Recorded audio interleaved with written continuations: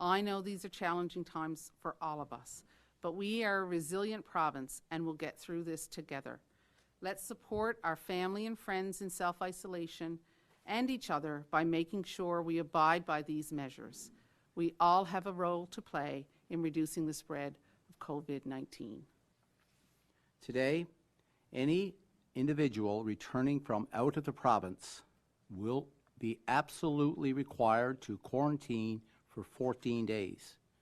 This includes international travels and those arriving from another province. We will do everything within our power to implement the strictest screening measures possible to protect Newfoundlanders and Labradorians, including implementing health assessment forms to be completed at the point of entry of the province.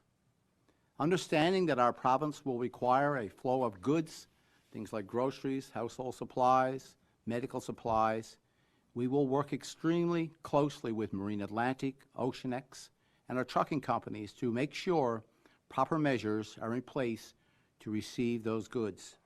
I'm going to highlight several things that we are doing and will be doing over the course of the next literally few days. We will be moving on a regional basis to assessment centres for testing.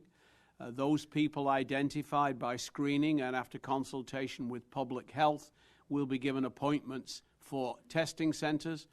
Each region will have a number of these. The locations will be worked out over the course of the next couple of days.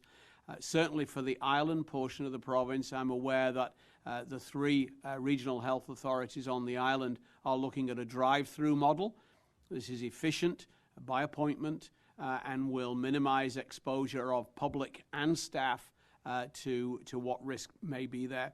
Labrador, Grenfell, looking at the Labrador portion of the province, may opt to do things slightly differently, simply to reflect their geography and not surprisingly, the weather. These will be done on the basis of recommendations from public health and from testing, and I would refer anyone who is at all worried to our website, 811healthline.ca, to perform a self-assessment and then be guided by the results of that.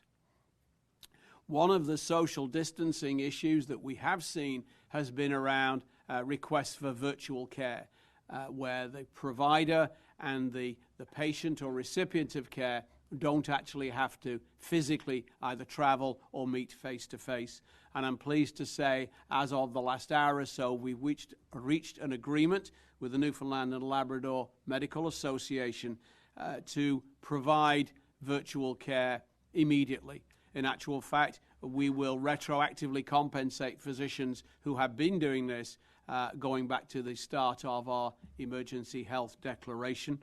We, through the Newfoundland and Labrador Centre for Health Information, are happy to provide a free platform for those physicians who don't have one, and we will also provide free support for that platform. If you as a physician already have a platform, you can continue to use the platform you are, and obviously you would have your own support arrangements. This ability for virtual care applies to any family practitioner, any specialist. It applies to care delivered by phone for those people who have bandwidth issues or those people who use a virtual care platform.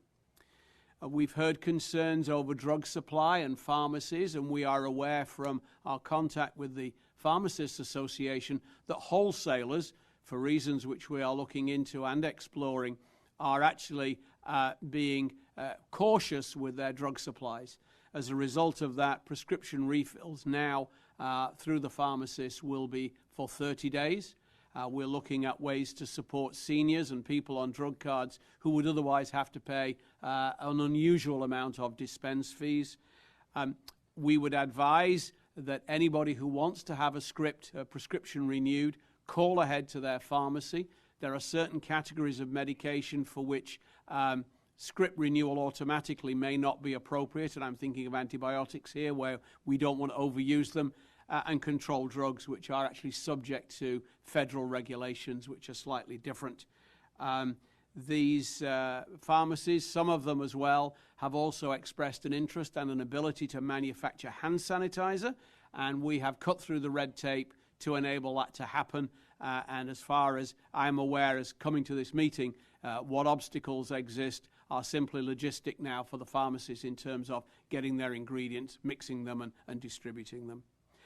To move on to the issue of equipment, we have been keeping a very close eye on our supplies, our consumables, our PPE as we've called it, personal protective equipment. We have daily inventories being prepared.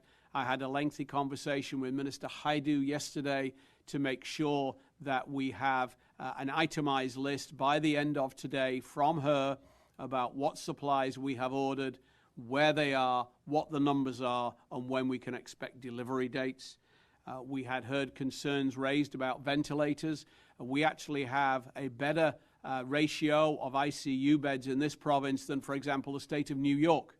We have 50% more ventilators than we do ICU beds, but we have gone to the federal supply chain and asked them for another 20, and that order was placed as recently as this morning. So again, our main focus is around looking at the current problems, how we can best deal with them.